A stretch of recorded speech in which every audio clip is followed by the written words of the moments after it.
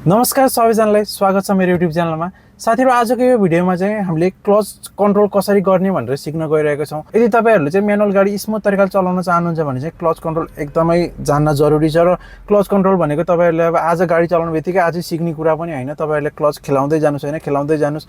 Clutch कसरी चलाउने, कुन बेला चलाउने भन्ने कुरा त यो भिडियोमा मैले भन्ने नै छु। तपाईहरुले जति प्र्याक्टिस गर्दै जानुहुन्छ त्यति नै तपाईहरुलाई क्लच कन्ट्रोल आउँछ हैन। अब त्यो चाहिँ एकदम बेसिक कुरा हो म्यानुअल गाडी चलाउँदाखेरि।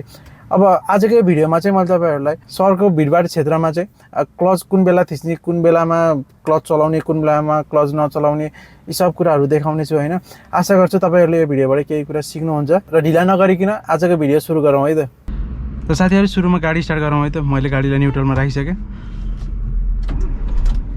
र साथीहरु, तपाईहरुले चाहिँ जहिले पनि गाडी हिँड्ने बेलामा चाहिँ सधैँ फर्स्ट गियरको मात्र प्रयोग गर्नु होला, किनभने फर्स्ट गियरमा चाहिँ सबैभन्दा बढी पावर हुन्छ र तपाईहरुले अरु गियरमा लाउनु भयो भने चाहिँ गाडी बन्द पनि हुन सक्छ पावर नपुगेर। त्यसै कारणले जहिले पनि गाडी हिँड्दाखेरि फर्स्ट गियरमै गाडी हिँड्ने कोसिस गर्नु होला। र अर्को कुरा भनेको चाहिँ कहिलेकाहीँ तपाईहरुले अब सेकेन्ड गियरमा गाडी हिँड्न सक्नुहुन्छ। जस्तै तपाईहरुले गाडी ओह्रालोमा हिँड्दै हुनुहुन्छ भने चाहिँ त्यो बेलामा चाहिँ त्यति धेरै पावरको आवश्यकता पर्दैन र तपाईहरुले सेकेन्ड गियरमा पनि गाडी हिँड्न सक्नुहुन्छ। ल, गाडीलाई फर्स्ट गियरमा हाले मैले, क्लच थिचेर। अब साथीहरु बिस्तारै क्लच छोड्छु र हल्का एक्सेलरेटर पेडल थिच्छु। मेरो खुट्टाको चाललाई चाहिँ एकदम नोटिस गरेर हेर्नु होला है। यहाँ चाहिँ अलिक खाल्टा खुल्टी रहेछ, त्यही भएर बिस्तारै। अब जहिले पनि यसरी लेनमा मर्ज हुने बेलामा चाहिँ सधैँ लुकिङ ग्लास हेर्नु होला र साइडतिर पनि हेर्नु होला। हामी यसरी अब लेनमा मर्ज भयो। अब गाडी फर्स्ट गियरमा छ, मैले क्लच थिच्छु, सेकेन्ड गियरमा यसरी हाल्छु। पुरै गियर सरिसकेपछि मात्र बिस्तारै क्लच छोड्छु यसरी। अहिले सेकेन्ड गियरमा छु। अब यस्तो भिडभाडमा चलाउँदाखेरि चाहिँ मेन कुरा भनेको अब लुकिङ ग्लास त तपाईहरुले एकदमै मेन हेर्नै पर्ने हुन्छ। कुन बेला कहाँबाट के आइरहेको हुन्छ पत्तो हुँदैन। त्यही भएर लुकिङ ग्लास हेरेर गाडी चलाउने बानी चाहिँ एकदमै गर्नु होला। स्पेशली तपाईहरु यस्तो भिडभाडमा चलाउँदै हुनुहुन्छ भने चाहिँ अब कहीँ अब सुनसान ठाउँमा भनेको कुरा त अलिअलि नहेर्दा नि केही फरक नपर्ला, तर यस्तो भिडभाडमा चलाउँदाखेरि चाहिँ एकदमै तपाईको आँखा जति बेला पनि चारैतिर लुकिङ ग्लासमा परिरहेको हुनुपर्छ। अब गाडी रोक्न परेको भएर मैले क्लच थिचेँ। गाडी सेकेन्ड गियरमै छ, किनभने गाडी पुरा रूपले रोकिसकेको छैन। पुरा रूपले रोकिसकेको छैन भने गाडी सेकेन्ड गियरमा पनि मजाले उड्छ। अब यहाँ हेर्नु होला, यस्तो भिडभाड छ। क्लच थिचेँ ताकि गाडी बन्द नहोस्। अब गाडीलाई 1 नम्बरमा हालेँ मैले, बिस्तारै क्लच छोड्छु। अब दायाँ बायाँ त हेरि नै हाल्छु हैन। यस्तो भिडभाड छ, मोटरसाइकलहरु कुन बेला कहाँबाट आउँछ थाहा हुँदैन। अब सेकेन्ड गियरमा मैले गाडी हालेँ।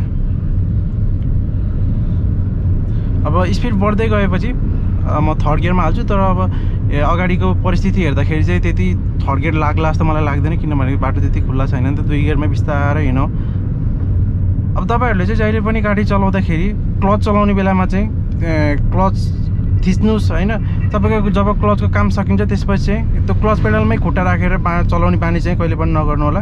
त्यसले चाहिँ तपाईहरुको क्लच पेडलको आयुलाई घटाउँछ, किनभने तपाईहरुले खुट्टा पेडलमा राख्दाखेरि चाहिँ क्लच थोरै मात्र भए पनि इन्गेज भइराखेको हुन्छ, जसले चाहिँ तपाईको अब लङ टर्ममा चाहिँ तपाईको क्लचको आयुलाई घटाउँछ। त्यसकारणले गर्दाखेरि क्लच थिच्नुस्। क्लच थिचेर सकिएपछि यसरी देब्रे खुट्टालाई डेड पेडलमा राखिहाल्नुस्। थोरै स्पिड बढाऊँ। अब हेर्नुस्, यता म 3 नम्बर गियरमा सार्छु। एक्सेलरेटर छोडेँ, क्लच थिचेँ, गियरलाई 3 नम्बरमा हालेँ, बिस्तारै क्लच छोडेँ। क्लच पुरै छोडिसकेपछि बल्ल एक्सेलरेटर पेडल थिचेँ।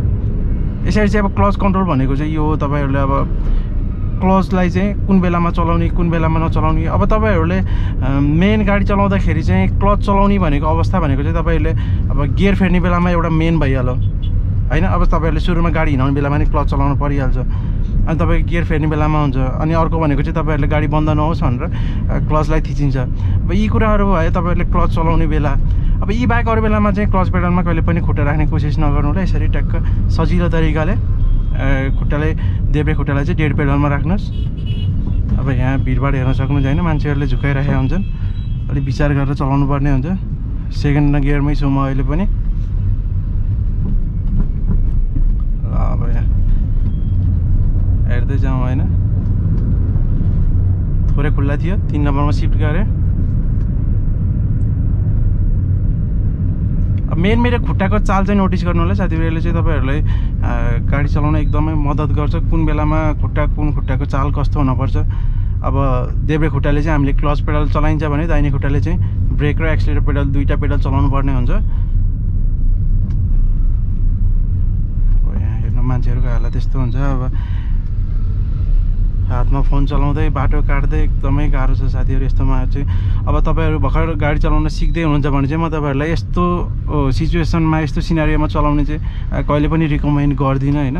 तपाईँहरू चाहिँ मजाले खुल्ला ठाउँमा गाडी सिक्नुहोस्, अलिक खुल्ला बाटोहरूमा गाडी चलाउनुहोस्। जब तपाईँहरूलाई चाहिँ मेन क्लच खेलाउने भनेको मेन कुरा हो। त्यस्तै अब यस्तो भिडभाडमा चलाउँदै हुनुहुन्छ भने अब गाडीको जजमेन्टले पनि तपाईँहरू एकदमै ठुलो रोल खेल्छ। तपाईँहरूले गाडी कहाँ छ, टायरहरू कहाँ गुडिरहेको छ, अगाडि कति ग्याप छ, गाडीको पछाडि कति ग्याप छ, यस्तो कुराहरू चाहिँ जान्न एकदमै जरुरी हुन्छ है साथीहरू। यस्तो भिडभाडमा चलाउँदाखेरि चाहिँ कस्तो खाल्टो रहेछ ओहो बाटोको हालत।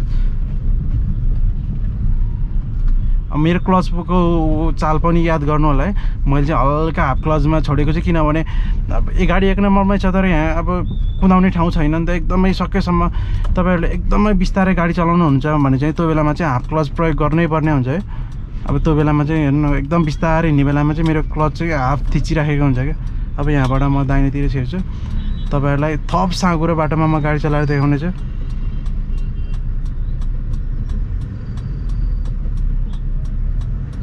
के भयो यहाँ फेरि?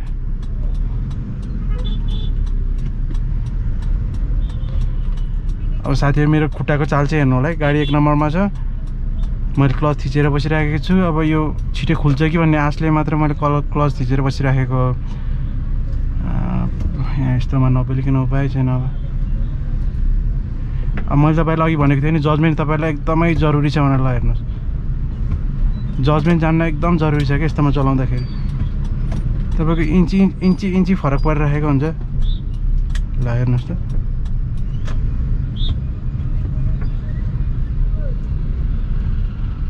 त्यसैमाथि मान्छेहरूले फेरि जहाँबाट पनि बाटो काटिरहेको हुन्छ नि यस्तो।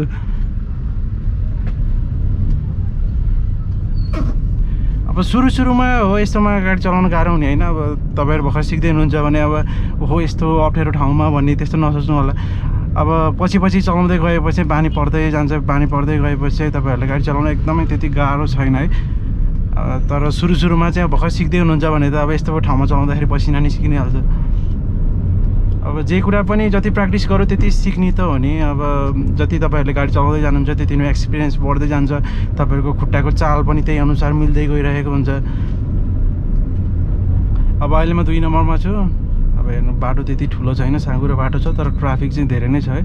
अझै पनि 2 नम्बर गियरमै छु। यहाँबाट चाहिँ अलिक खुल्ला भएको बेलामा 3 नम्बर गियरमा हाल्छु। ल हेर्नुहोस् है त, एक्सिलेटर छोडेँ, क्लच थिचेँ, गियरलाई 3 नम्बरमा हालेँ, बिस्तारै क्लच छोड्छु अनि हल्का रूपले बिस्तारै एक्सिलेटर दिएपछि तपाईँहरूले कति पनि झड्का लाग्दैन। यसरी गियर फोर्नु भयो भने चाहिँ तपाईँहरूले मेन क्लचलाई चाहिँ फ्याट्ट छोड्ने, धेरै छिटो छोड्ने त्यस्तो चाहिँ गर्नु हुँदैन। तपाईँहरूले एकदम ल हेर्नुहोस् साथीहरू, देख्नु भएन यस्तो हुन्छ। अब गल्लीभित्रबाट निस्केको गाडी त्यस्तो स्पिडमा स्वाट्ठ निकाल्न खोज्दैछ। अब के भन्नु, नेपालमा खै ट्राफिक भन्ने कुरा त केही मान्छेलाई थाहा नै छैन। कुन लेनमा हिँड्ने, कुन स्पिडमा कुन लेनमा हिँड्ने, कसरी हिँड्ने मान्छेहरूलाई केही थाहा नै छैन। त्यसै कारणले गर्दाखेरि पनि अब यहाँ ट्राफिक नियम नमान्ने भएपछि गाडी चलाउँदा त्यसै गाह्रो भइ नै हाल्छ होइन। म 3 नम्बरमै हिँडिरहेको छु। 3 नम्बरमा सजिलो तरिकाले गाडी गुडिरहेको छ। अब तपाईँहरूको गाडीको स्पिड घट्यो भने चाहिँ तपाईँहरूले त्यही अनुसार गियर पनि घटाउनु पर्ने हुन्छ। हेर्नुहोस् है त्यो साथीहरू, मैले कसरी चलाइरहेको छु, मेरो खुट्टाको चालहरू याद गर्नु होला। र यहाँबाट चाहिँ म दाहिने छिर्छु, त्यही भएर दाहिने साइडले बालेको छु र गियर पनि घटाउँछु किनभने 3 नम्बर गियरमा अलिक ठुलै हुन्छ। यस्तो अवस्थामा 2 नम्बर गियरमा चाहिँ गाडी पुरा रूपले रोकिएको थिएन, त्यसै कारणले गर्दाखेरि 1 नम्बरमै हाल्न पर्छ भन्ने पनि छैन। तर पुरै रूपले रोकियो भने चाहिँ फेरि 1 नम्बरमा हाल्नुपर्छ। तपाईँहरूको 2 नम्बरमा गाडी उठ्न गाह्रो मान्छ। साथसाथै तपाईँको क्लच प्लेटमा पनि लोड परेको हुन्छ 2 नम्बरमै उठाउनु खोज्नु भने चाहिँ, किनभने हामीले क्लच अलिक धेरै बेर होल्ड गर्नुपर्ने हुन्छ नि त 2 नम्बर गियरमा उठाउँदाखेरि त। त्यही भएर अब ओहो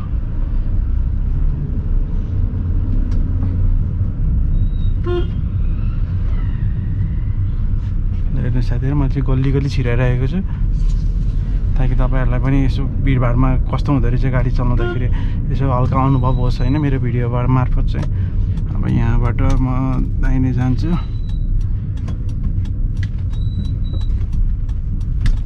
बाटोको हालत चाहिँ ल हेर्नुहोस् त,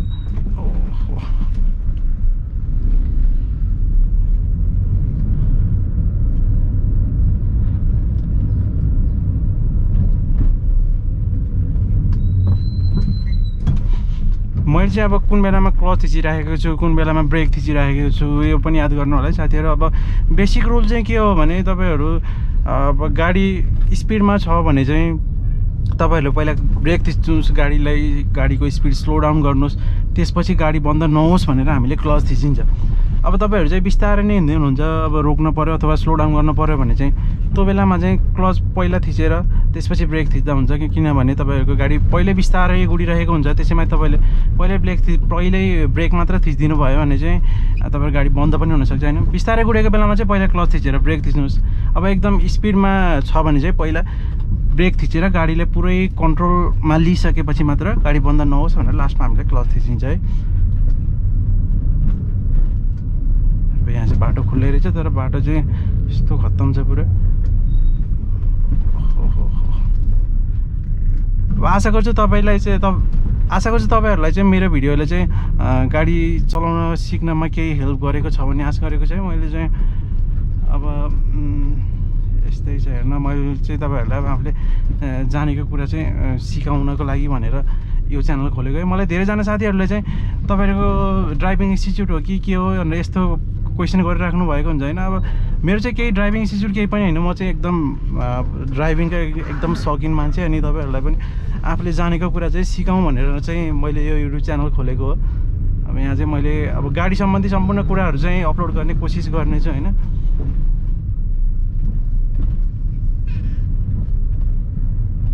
आशा गर्छु तपाईँहरूको साथ र सपोर्ट चाहिँ पाउने नै छु। यता चाहिँ अलि दिउँसोको बेला बाटो पुरै खुल्ला रहेछ।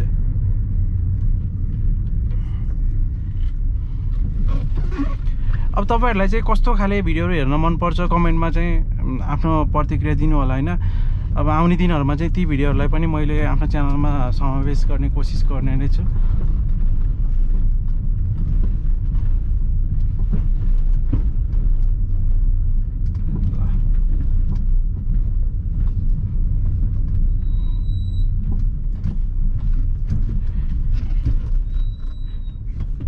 मेरो खुट्टाको चालहरू चाहिँ याद गर्नु होला है साथीहरू।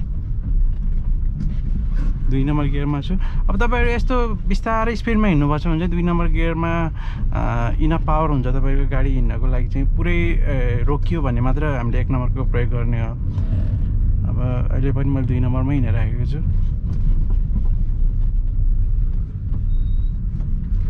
अब आगामी दिनहरूमा चाहिँ मैले तपाईँहरूलाई यो नेपालको ट्रायल सिस्टमको कुराहरू समेत समावेश गरेर चाहिँ भिडियोहरू बनाउने नै छु। अब च्यानलमा नयाँ हुनुहुन्छ भने सब्सक्राइब गर्नुभएको छैन भने चाहिँ प्लिज सब्सक्राइब चाहिँ गरिदिनु होला होइन।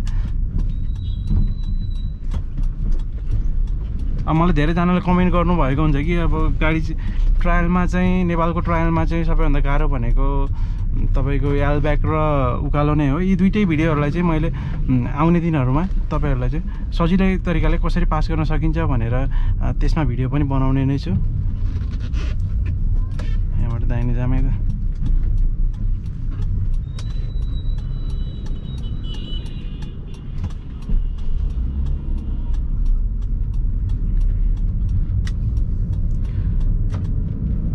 त साथीहरू आजको भिडियोमा यति नै। आगामी दिनहरूमा त फेरि क्लच सम्बन्धी अरू भिडियोहरू लिएर त आउने नै छु होइन। आशा गर्छु तपाईँहरूलाई यो भिडियोबाट केही कुरा सिक्नुभयो होला। यदि सिक्नुभयो भने भिडियोलाई लाइक गर्नु होला र च्यानलमा नयाँ हुनुहुन्छ भने सब्सक्राइब पनि गरिदिनु होला। आउने दिनमा यस्तै गाडीहरूसँग सम्बन्धित र ड्राइभिङसँग सम्बन्धित अरू भिडियो लिएर त म आउने नै छु। भिडियो हेरिदिनु भएकोमा धेरै धेरै धन्यवाद। भेट्नेछु तपाईँहरूलाई अर्को भिडियोमा। Until then drive safe and take care.